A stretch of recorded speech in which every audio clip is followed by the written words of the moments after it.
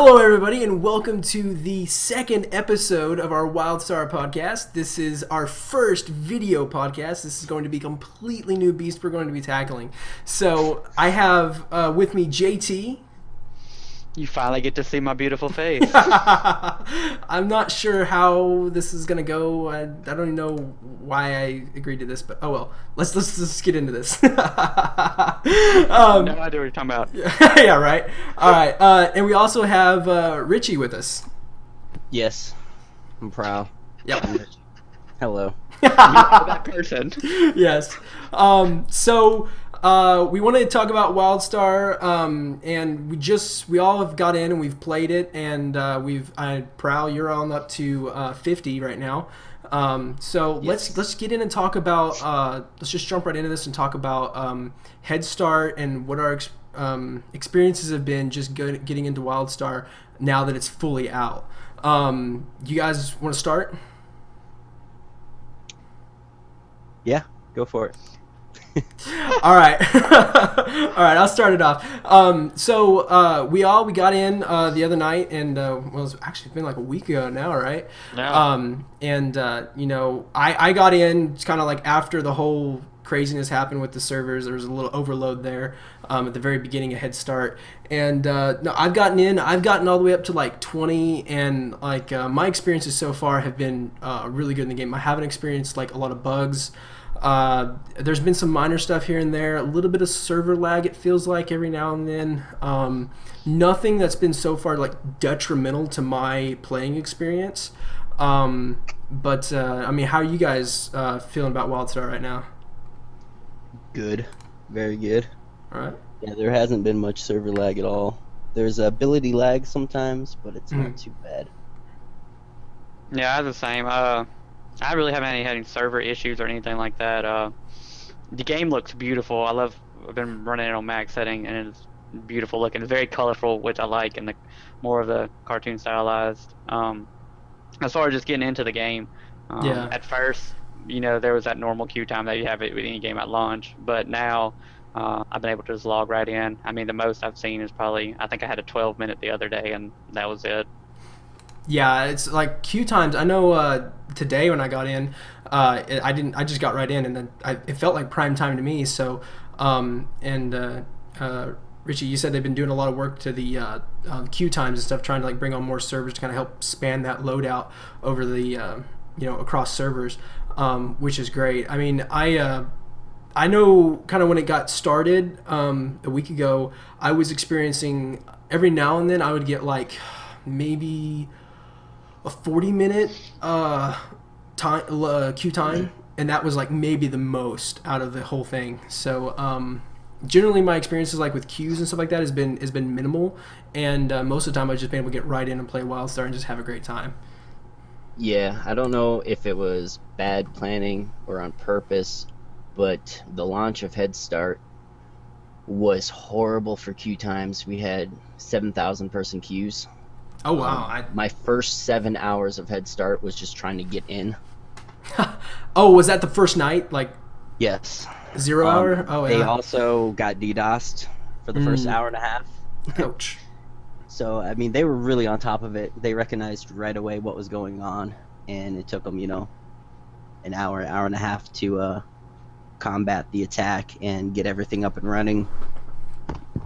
That's another thing, is the devs have been just working non-stop. During that initial launch, they weren't like sleeping. Yeah. I was watching the stream the other day, and they were saying that like it was to the point that they were walking around and just checking on people to make sure they were still functional. Like they're like, all right, you've had 2 hours of sleep, it's time to get back to work. All right, you've been up for 15 hours, you still got a few more to go. Yeah. All right, you need to go to sleep though. And they were like just constantly going back and forth changing people out and Yeah. keeping somebody working on stuff at all times. Yeah, from the people that I know that are with Carbine, they're just talking to them. They said it was crazy, the work they were doing. They always say there's nothing like launch, how much work it takes to get into that, and all the preparation they did. I mean, there's still nothing that you can prepare you for a launch of a game on like the development side. They said it was they said everybody was having a great time, but it was so much work at the same time. Yeah, I saw the live stream they were doing like right.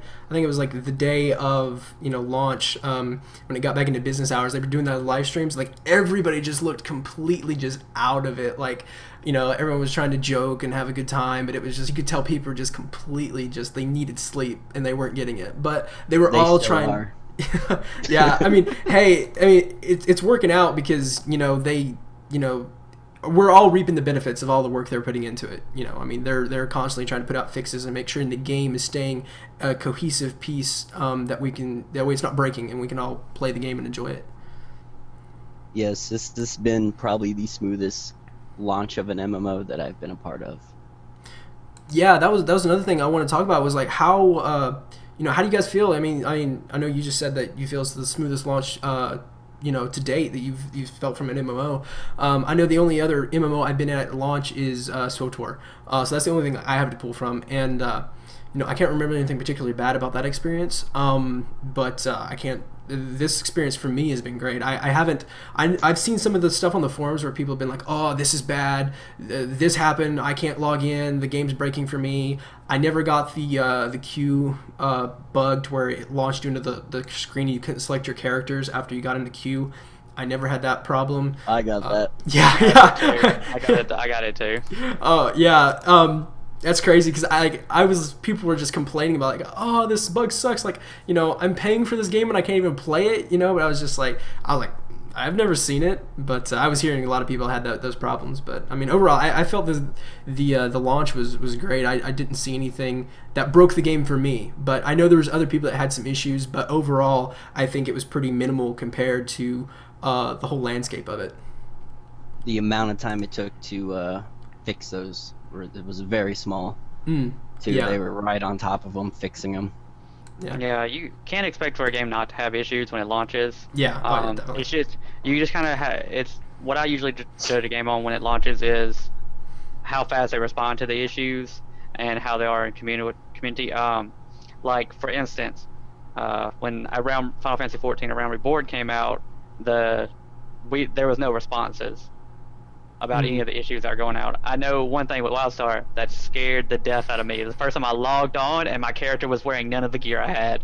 Oh, yeah. I was only like level 8, but still, I was like, my character is just nude right now. What happened to everything? But you logged in and it was all there. But the shock right there. I was like, no. So what happened exactly? Did it just like go into your bag, or was it just not showing exactly? It was just on when the character select.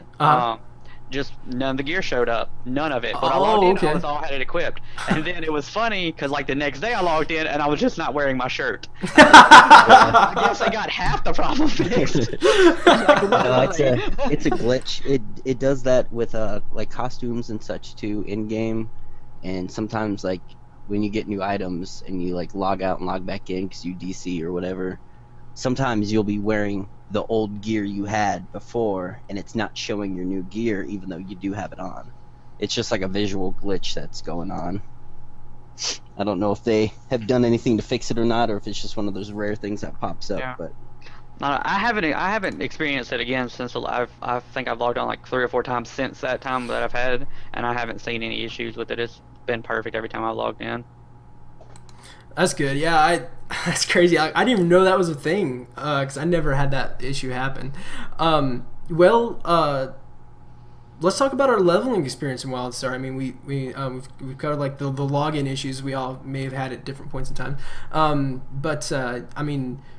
know like the leveling experience for WildStar for me has been great because I'm really getting into the limited action set, the active combat, because you're paying attention, you're dodging telegraphs and all the stuff like that. And as it's ramping up, it's getting more and more complex and it's getting more challenging, which is great because it's increasing at a level that, of course, it's getting more challenging, but at the same time, it's not leaving you behind. If you've been paying attention, your skill level will increase with the game, which is great. I think they've really done a good job of doing that curve to where it doesn't leave you behind, unless you're just not doing your job right and not paying attention. But so far, my leveling experience in the game has been great.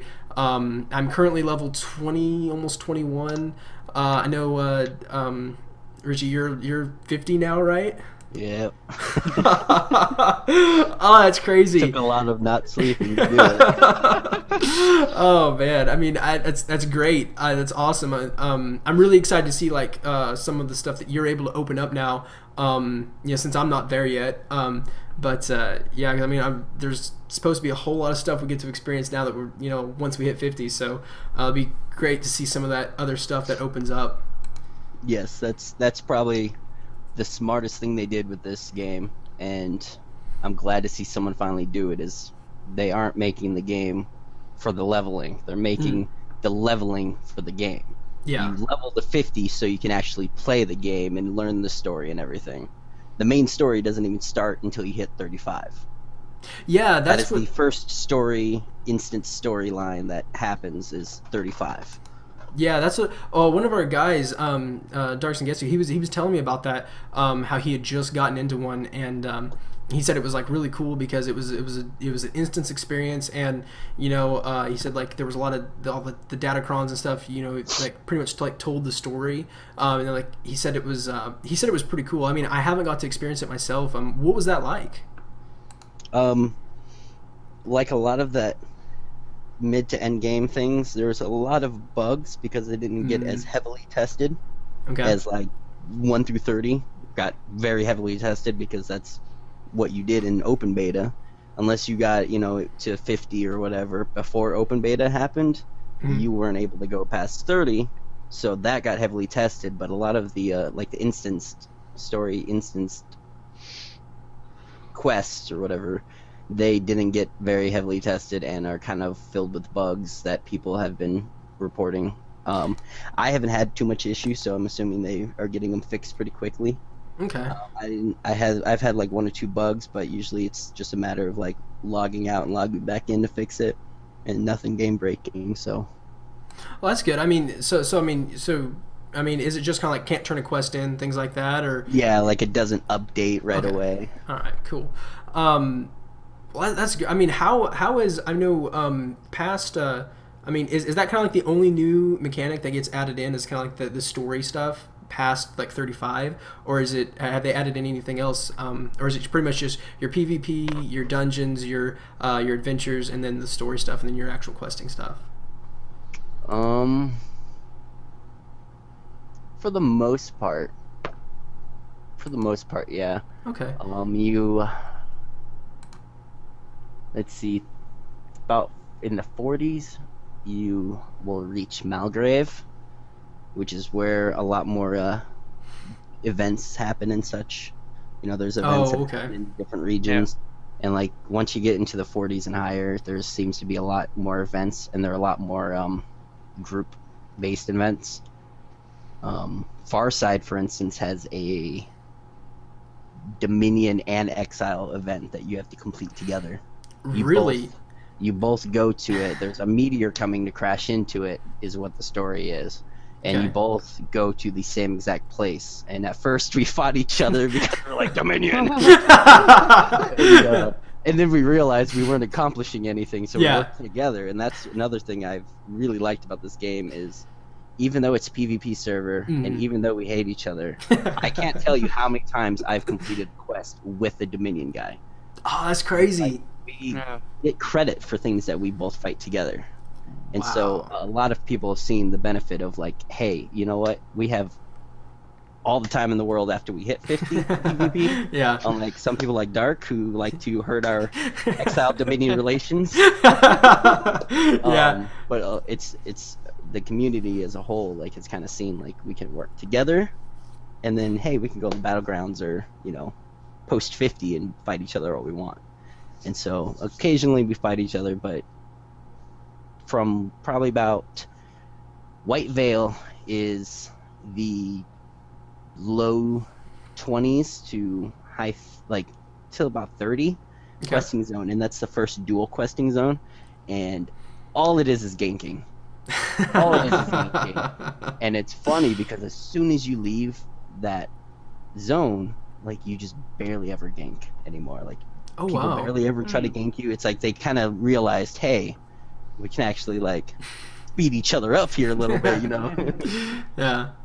Well, I imagine a lot of people are trying to get to 50, and like I'm sure, especially we're all on a PvP server, we want a PvP, but at the same time we want to get to 50, and so they're like, I want to fight you, but I want to do this because I want to get to 50, and then I'll fight you again in a month. I will add you to my rivals list, and we will see each other again.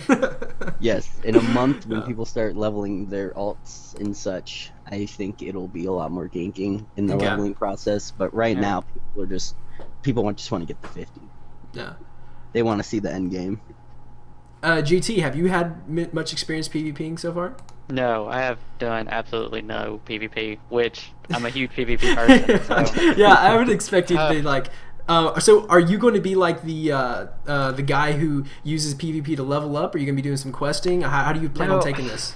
See, this is so. I'm going to be one of those people that I use I love the story in the game to bring me to 50, and then once I hit 50, just PvP all the time.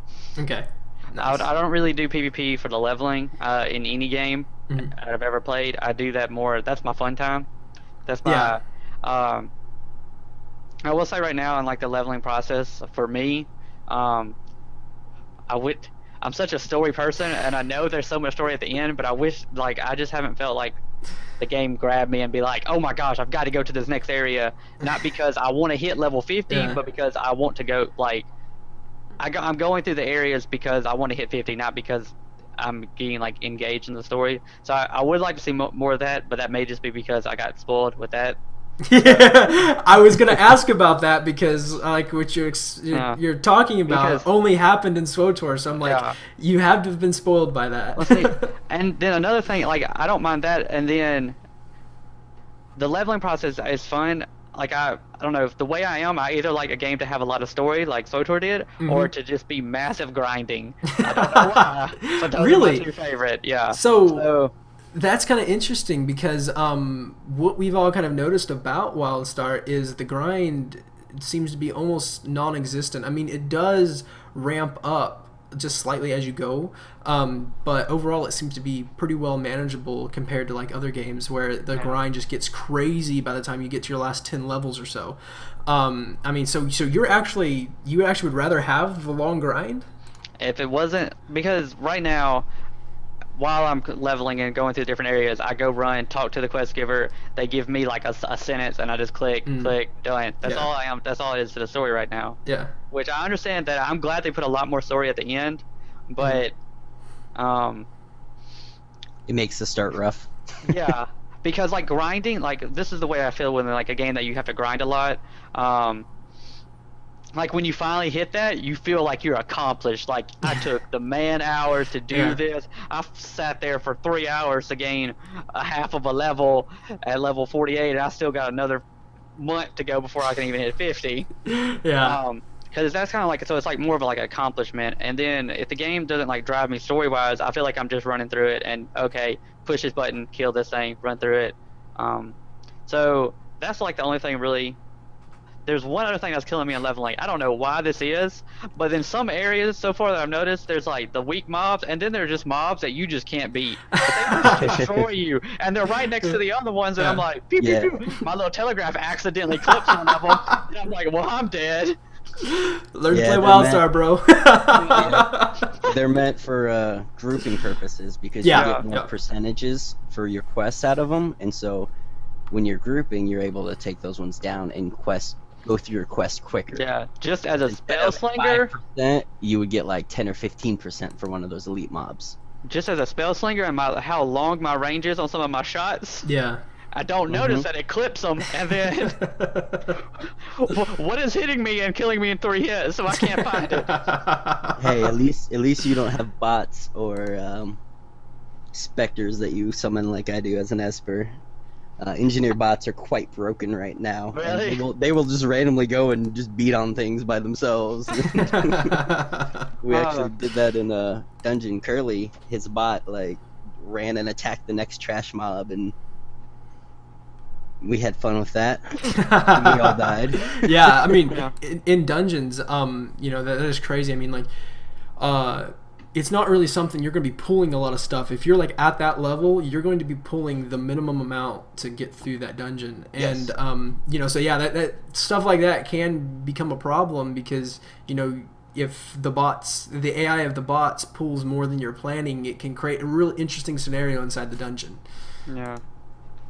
Some of the trash is actually harder than some of the bosses too.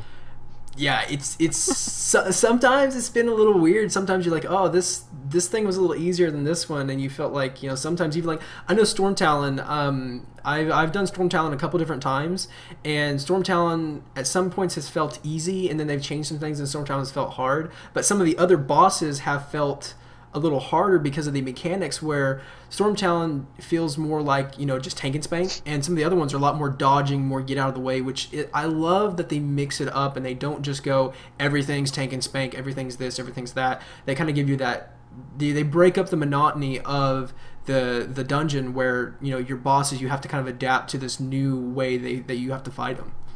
I think just Yes. in general that they've done a really good job at gradually making the game more difficult, just through the leveling process, to where you're not overwhelmed right at first with this new system that no other MMO has, a telegraph system. You're not just overwhelmed with it right away. Yeah. You've got plenty of chances to test it out, and as you advance, the moves get more advanced, and I think that's something that they did really good. Is it's increasing as the players get better with the game, the AI gets better, and I really like that. Yeah, definitely. I mean, like, it's so funny because, like, if you go back, even by the time, like, you hit like 15, and like you go back into like maybe you roll an alt and you go back into the starter area, the like the telegraphs, like, you're seeing like the beam go, and it's like it's taking like 10 seconds to get to you, and they actually like fire off, and you're like, you dodged it 5 minutes ago, and they're still charging their shot. You know, it's funny how, you know, as you get better at the game, you know, you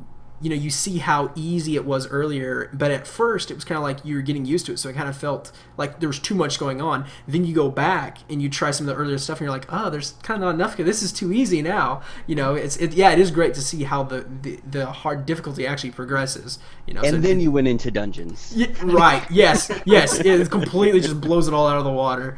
Now, I haven't done the higher level stuff, but just the level 20 stuff that it blows all the like the questing out of the water, just because you're in confined space and you've got all these telegraphs and everything's set up to go a certain way, and you know you got to adapt to that. Yes, and some of the that's another thing, is like raids are just gonna be ridiculous. Like, Yeah. Dungeons aren't too bad, but I mean, even some of the dungeon bosses, you know, it's just so overwhelming how much they throw at you at once. Yeah, You no, know, it's not like, oh, I have to dodge one move. It's like, oh, he's doing that move in 18 different places, you know, or like the last boss of whatever, the ruins, the Dominion first dungeon. Oh, yeah. Ruins of Kelvarath or whatever. Mhm. The last boss of that, one of his main moves is he just spawns like a million razor blades that just come flying at you. yeah, the blades of fire. Like, Yeah, you have to like weave in and out of them, but yeah. you know, like some of them are just crazy. The mechanic of the final boss of the 50 dungeon. I just did that right before this for the first time, Hmm. and we actually got all the way through. Oh, really? We actually Nice. died more because of platforming than we did of bosses. Oh, that's funny. But you know, like her ability is she's like corrupted, which you'll learn about the corruption throughout the story. Okay. She becomes corrupted. She's like your person who's helping you lead you through the entire dungeon, and at the end she gets corrupted, so you have to fight her. And her abilities are like blinding you. And then while Oh, that she's sounds like blinding you, she's throwing out moves constantly at you. Yeah. So you're trying to dodge abilities that you can't even see. And then she does abilities while there's like a AoE darkness where the entire room goes black, and you have to stand in light beams to not take damage. Oh, wow. And she's still throwing out abilities that you can't even see the telegraphs of until they're like a centimeter in front of you. Yeah. You know, so I mean, the amount of things that they throw at you at once is just crazy. Yeah. JT, have you had much experience with dungeons or adventures or anything like that yet? I haven't had just what I've seen. I've watched a lot of Mm. the dungeons run through YouTube, Twitch, and everything like that. But I haven't been in one yet. Okay. I don't.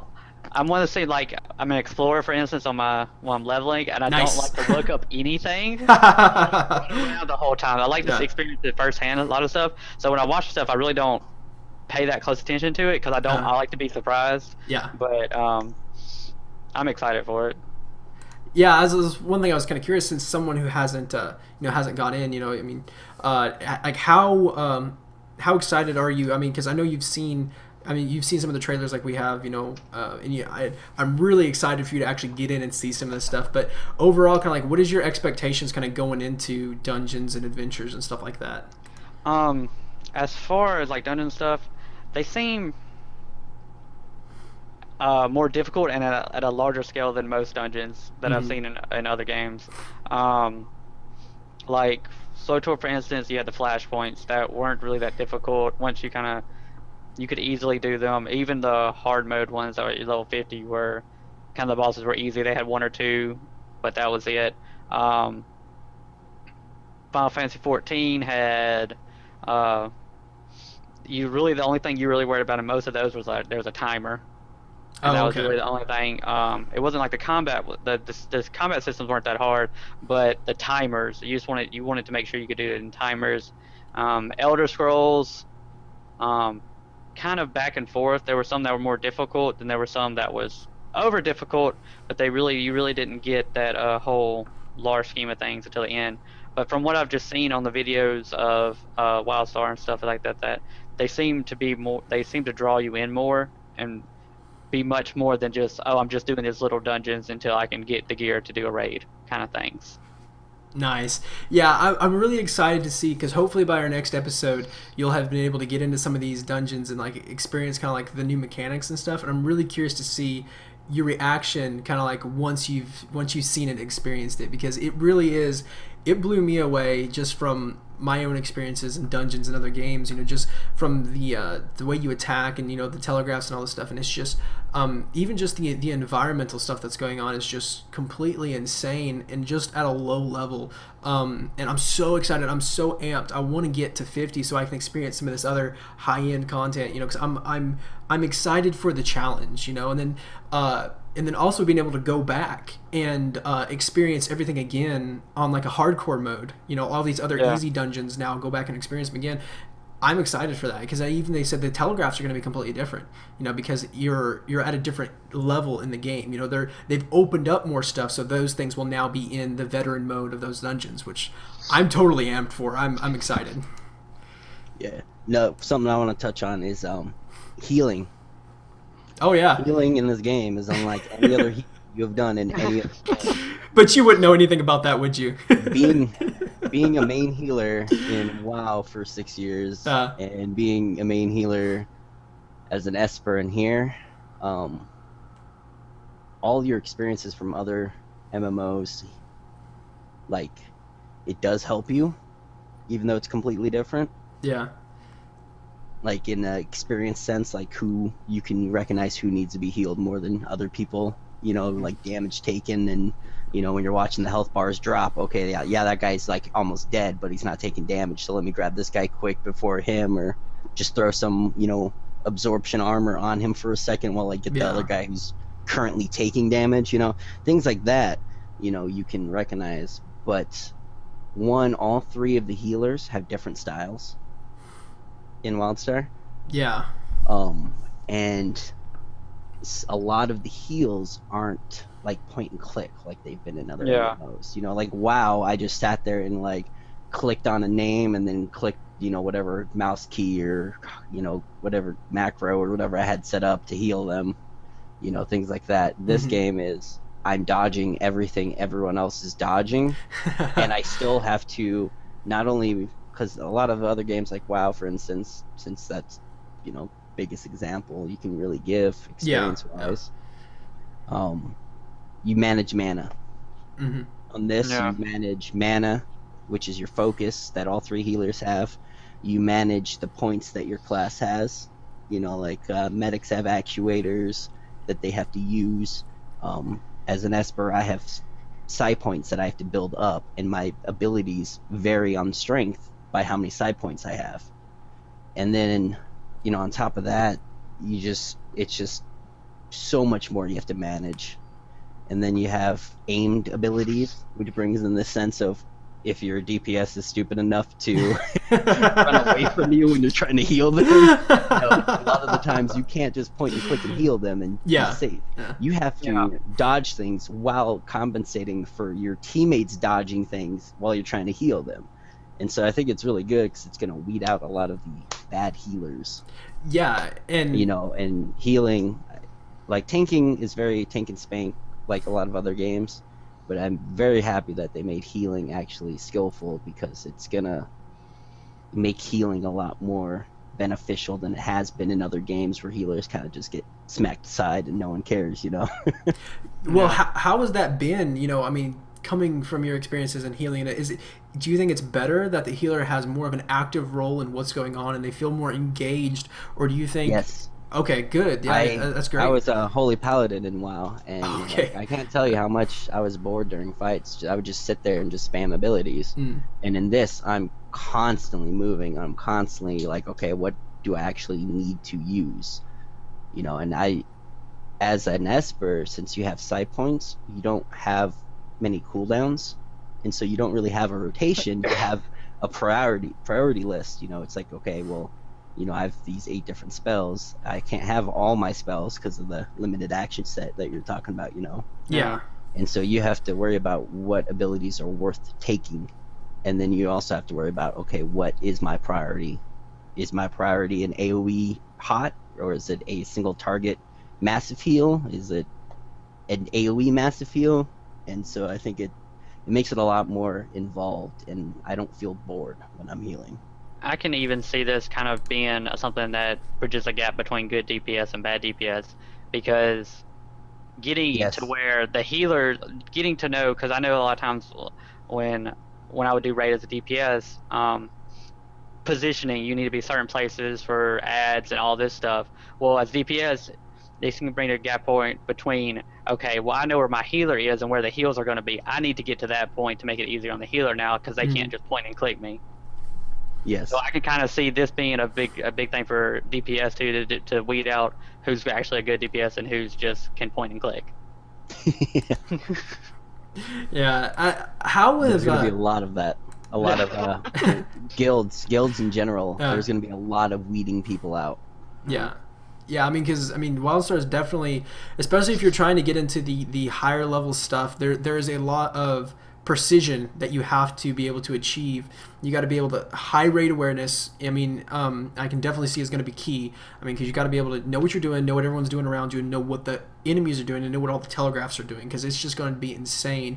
And if you're not able to keep up with all that, then you're going to bring the group down, and it's definitely going to become an issue. I can see with people trying to raid and stuff like that in game. Yep. Another good thing about the telegraph system and the red is bad theory that none of us have ever proven. Yeah. Are you trying to talk about where some of the lag and stuff like that? Lag is very, very, very, very unforgiving in this game, even in questing. Yes. But I can't tell you how many times I've died because I get like a lag spike, and he does some big ability that I'm not able to dodge out of because I'm lagged, and then I come back dead. Well, you had 2 seconds left in the channel. You dodged out, and then you're like, okay, he had 2 seconds left. I dodged out, and then it fires off, and it still hits you.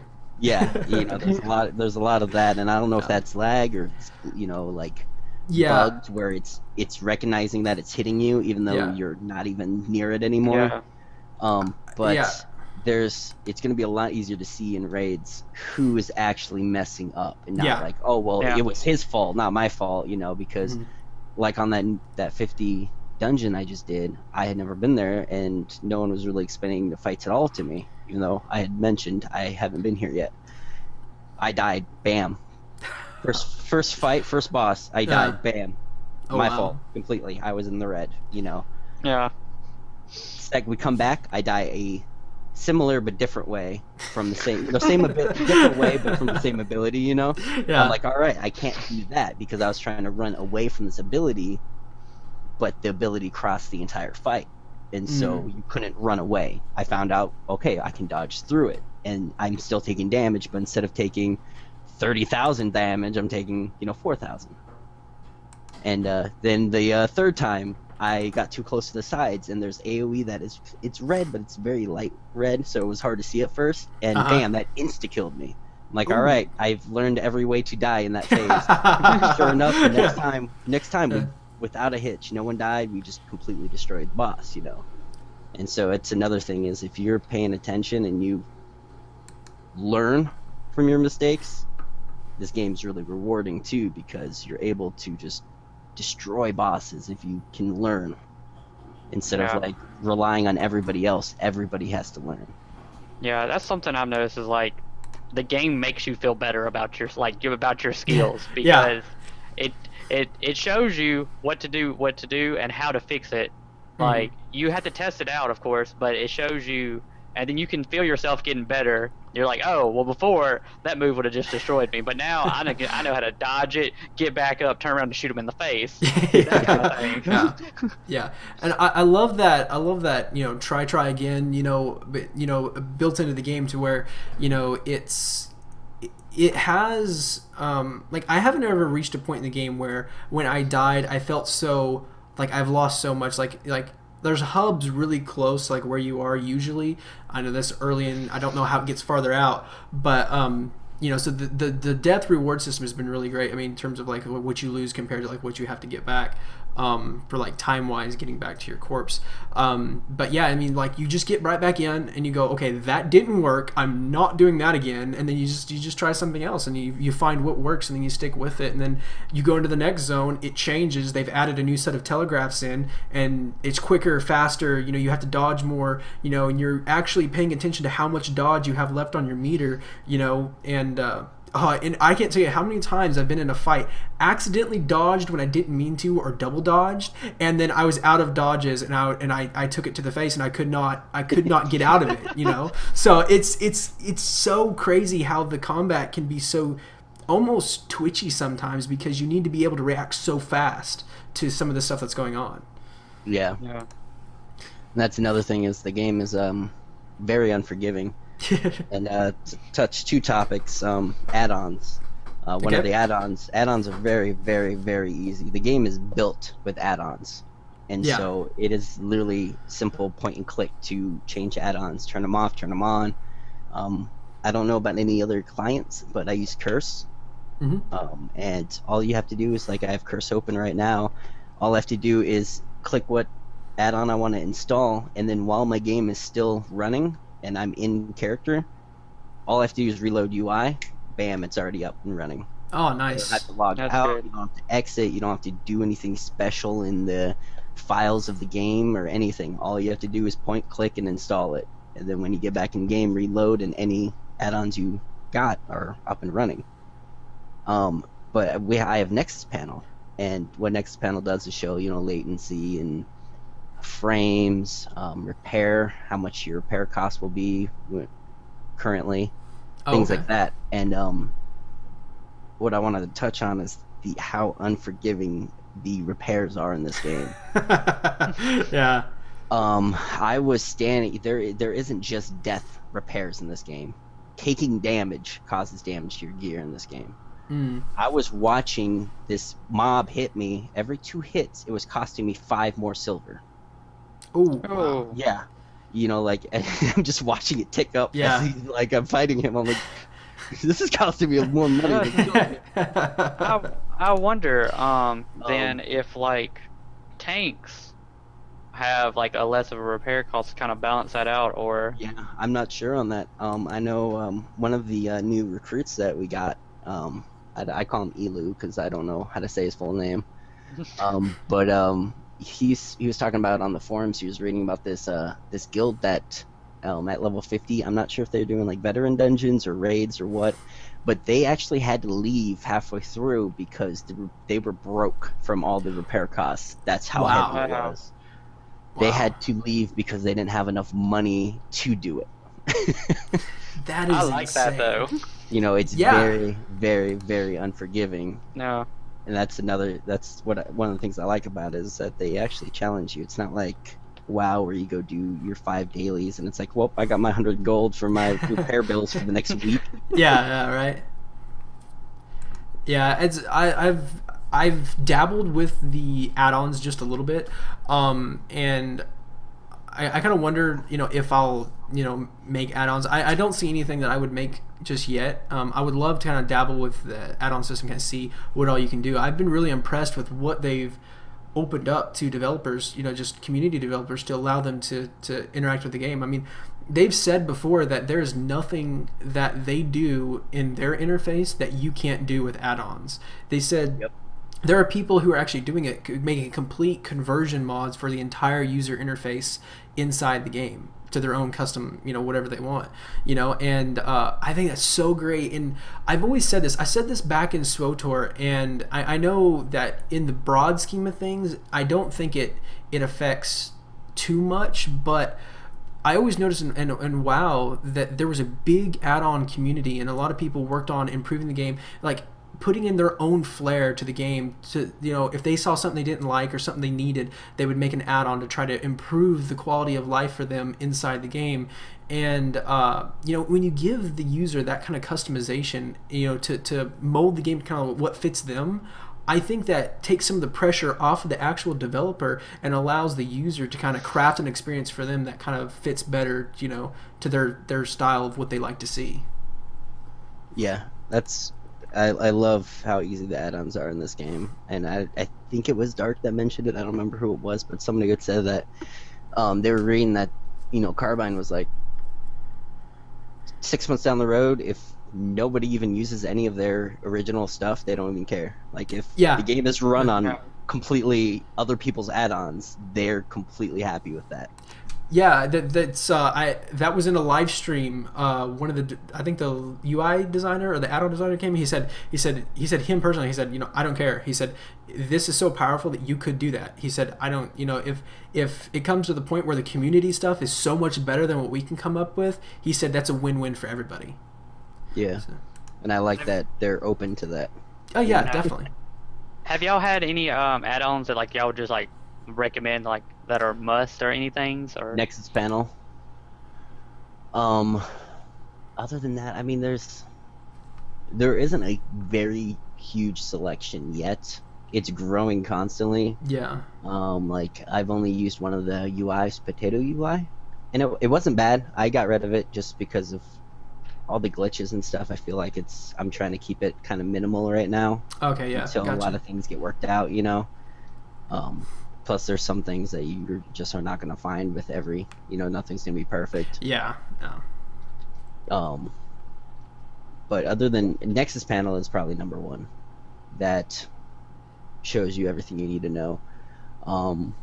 Another thing is Dark has one that stops you from auto-selecting loot from quest that he said was really helpful. Because when you're turning in the quest, you're like click, click, click, click, and you accidentally click the wrong item, And he says it pops up a prompt that says, "Are you sure?" That you want to grab that, and so it stops him from doing that. Yeah. Yeah, I really like that. I just saw one that was pretty good. I haven't used it yet, but it's a rest XP one, and it adds a prompt to your exit menu that lets you reminds you to teleport to your home so you can get the rest XP. That is awesome. That's good. Yeah. Because I can't tell you how many times I've logged back into the game and realized I was not getting rest XP. And I was just like, man. I was like, I know I need to do it. I will do it. I just forget. You get to the end of your session, you're like, all right, I'm ready to go, and I haven't spent so much time in my house. I'm used to it yet, and so, it's just like, that is awesome. I can see how that is completely useful to the users. Yep. What about housing? Have you guys played with housing? Housing, I'm loving housing right now. I have not got much time to spend in it. I mean, I've placed some stuff in my house. In beta, I was kind of staying away from housing because I didn't want to put so much invest into it and then it just get wiped for launch. Because that's just not fun. Yeah. If I was earlier in one of the closed betas, I probably would have spent more time in it, but But yeah, I've got some tables in the house. I've bought some stuff. I had like 25 gold one, and I realized I had 25 gold, and I was like, oh. So I went to my house, and like I had 8 gold by the time I left, and I bought a few chairs, a few tables, and a few things, and it was just like, but it was fun being able to have that customization, and like you get like, say you buy a little bottle, and it can be small, or you can size it up to where it's huge, and I love that freedom to say, do what you want with these pieces, place them however you want. Gravity doesn't affect anything, and even outside the house, it's massive.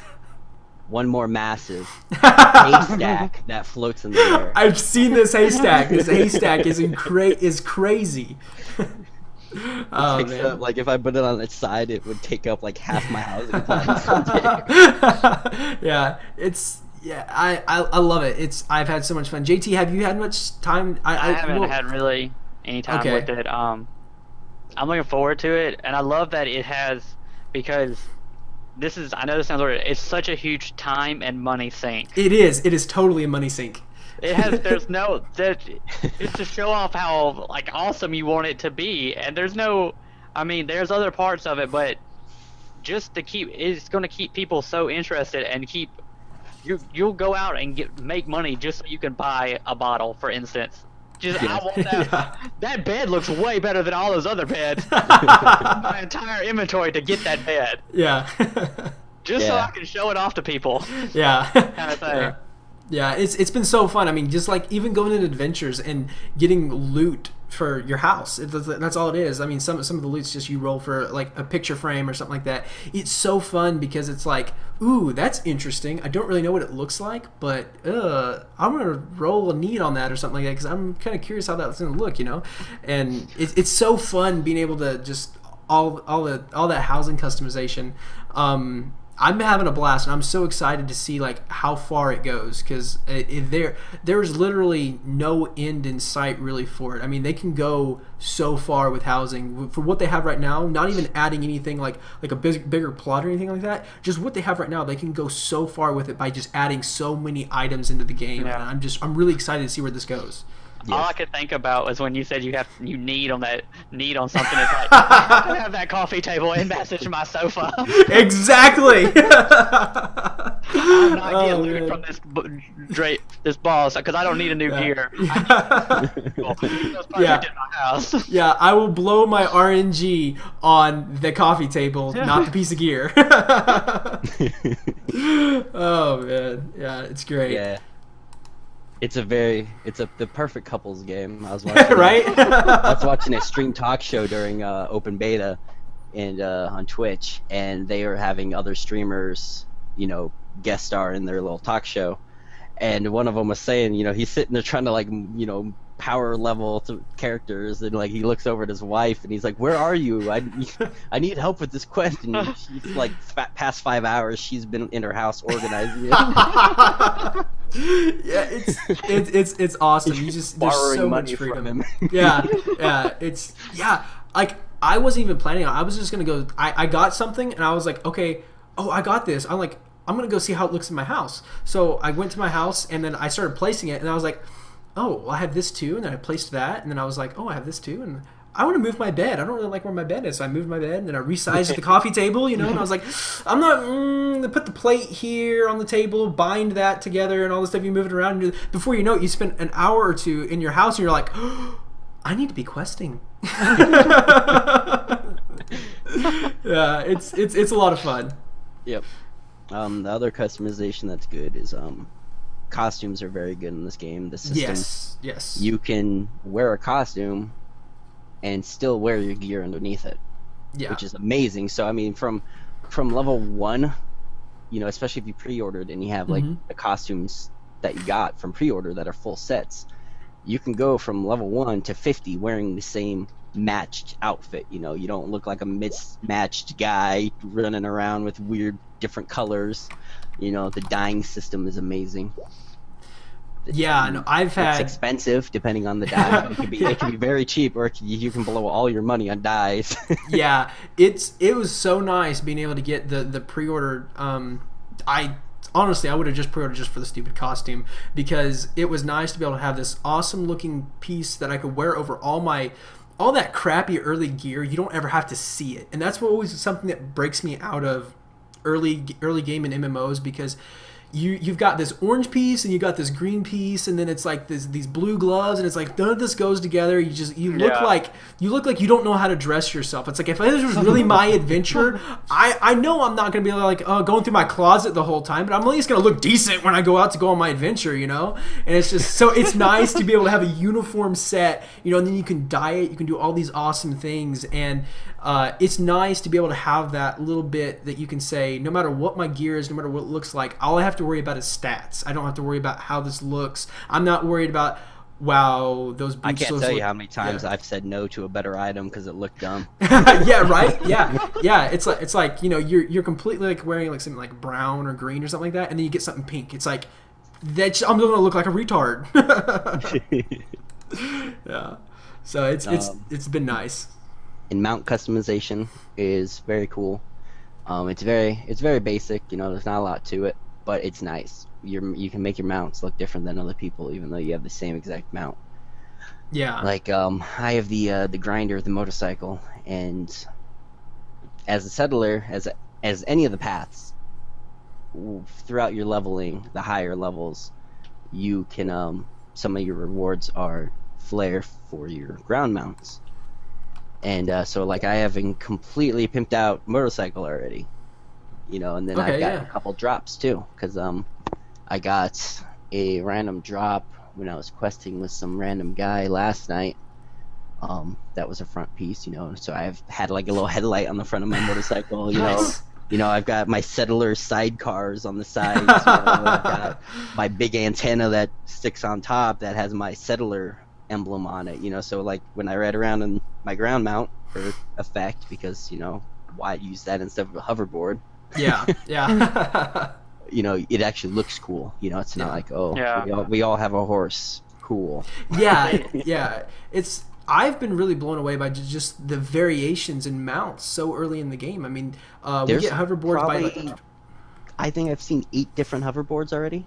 That's awesome. You know, because I mean, like wow, you got like the you know, some different things. You know, you got you got like horses and things like that. But you know, like this, you have like all the hoverboards and stuff like that, which is awesome. You get so many variations, and you don't have to. You know, it's great to have that customization in the game. There's 4 ground mounts that I know of, not including drops that I've not heard of yet. And then there's at least 2 they showed in the video for boomboxes that you can get. So, I mean, that means there's at least 6 of them so far for grounds even. Yeah, I'm so ready to like start messing with that customization and seeing like all the little tidbits you can put on your motorcycle or your hoverboard and stuff like that. It's gonna be so great. I'm so excited for it.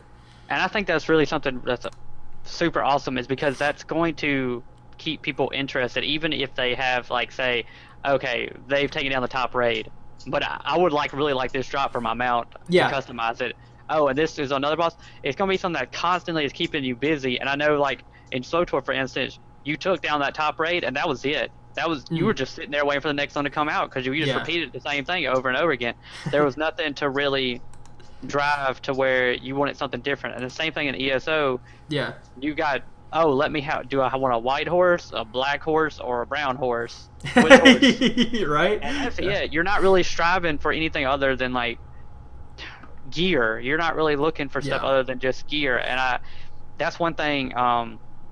For instance, I talked about it in the podcast before, Wizards 101. It's a little game that makes a ton of money because it has so much little stuff, like it has housing, has so many customization options that you want to have. Like, I want this, even though it may be something small. I want to have it, and I will spend 4 days of farming this little creature outside this area to get that. Because it's that important, and that keeps the game interesting for so many more people. That it keeps people from just, especially like people that are like content losers that just go and beat the thing. There's more. You're not.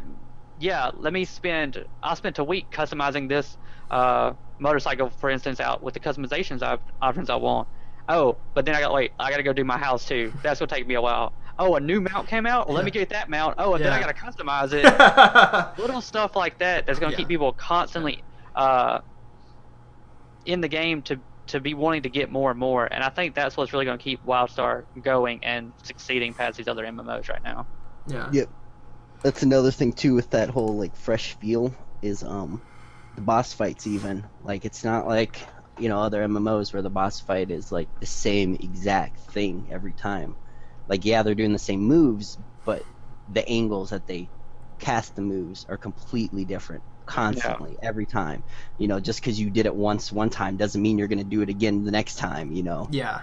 And that's another thing that's going to make it really hard is because, you know, if you have people messing up, you know, you might mess up one time, but then, you know, even though this guy has done it 10 times, he might mess up the next time, or he might get trapped by a move that he literally cannot get out of because of the position of the boss, you know, even. Yeah. Like, the first fight in the level 50 dungeon, there's these, she's like blind or whatever, so she like uses these sonar pulses from these crystals.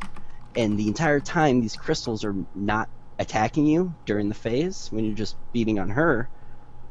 They're constantly moving around the entire fight. So even though they're not casting, they're at different angles, and whenever you push her into that phase is when they're gonna fire. And so just because you know where it came from last fight, you don't know this time where it's gonna come from. Yeah. And so that makes it really like you're never like bored in a fight. Like, oh, I have this fight memorized, because you can't memorize this fight. You can memorize how the abilities work, but you cannot memorize, okay, that's gonna happen at this time at this position, you know. And it keeps it live and fun. Yeah. No, and it's frustrating. Yeah. It's been I've had a blast. I know all of us have been having a great time in WildStar.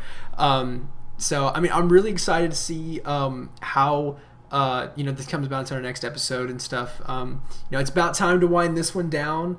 But yeah, I'm really looking forward to see like what we have to talk about on our next episode, and see kind of like what WildStar means to us in a week's time, you know, compared to what it is now. And JT, I'm excited to see you getting higher up into WildStar, getting to see more of this stuff, and actually be able to talk about dungeons and adventures and stuff, and the bosses and stuff. It's going to be great. Because I can't wait. Yeah, I'm excited. So yeah, I guess we'll end it here. Any last things you guys want to say? You know, maybe just close it out real quick. Buy WildStar, and if you call it a WoW clone, guess what? They made WoW. Right. Oh man. That's it for me. I'm just ready to see more of it. And well, thank you all for listening and you know, joining us for our first video podcast. If you'd like to find out more about us and who we are Immortal Sanctum Gaming. You can find our website at www.immortal-sanctum.net. And we have multiple gaming communities. We have you know, SWTOR, we have, you know, WildStar now, and we had a little bit of ESO going, and you know, people are just logging on, they're playing games. I mean, you know, we're playing WildStar and we're playing other stuff too, you know, so we've got some people playing Rust and things like that, and people just playing with their free time, and everyone just this big community, and we just all joining together and just to play games, because that's what we love to do. So if you'd like to join us or check us out, you know, you can visit our website. Also check our Twitter, twitter.com/Immortal Sanctum Gaming, right, JT? Immortal Sanctum. Okay, Immortal Sanctum. I always forget the Twitter handle. But yeah, so definitely check us out, and we'll see you guys next time.